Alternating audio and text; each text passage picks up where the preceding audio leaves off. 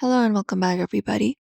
If you'd like to speed up a slow Android phone and you are looking out how to do so, today we are going to guide you through the process for that.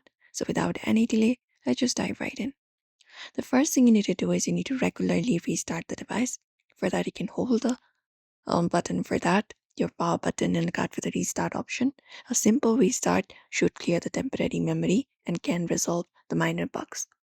Apart from that, you can get rid of the applications you no longer use to free up the storage space and reduce the background processes. So for that, you can install those applications, hold it up, look out for the install option, and install that unnecessary application from your device and also clear up the space on your device. Or you can clear up the cache for individual applications, especially the ones that you use frequently to remove the outdated files. For that, you can just hold the application and then go to their app info. And once you go to their app info, you can scroll down, go to storage and tap on it.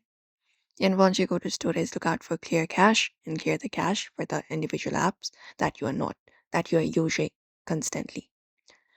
And apart from that, you can update your Android operating system. For that, you can go to your settings. And once you go to your settings, you can check for and install the system updates. Scroll down, find software update, and tap on it. And update it and download and install it to get the latest performance improvements and bug fixes. Also, ensure that all of the applications on your devices are updated. You can keep your apps updated through your Play Store, Google Play Store. You can just go over and enable the auto updates if you prefer. For that, go to your profile in the top and tap on it.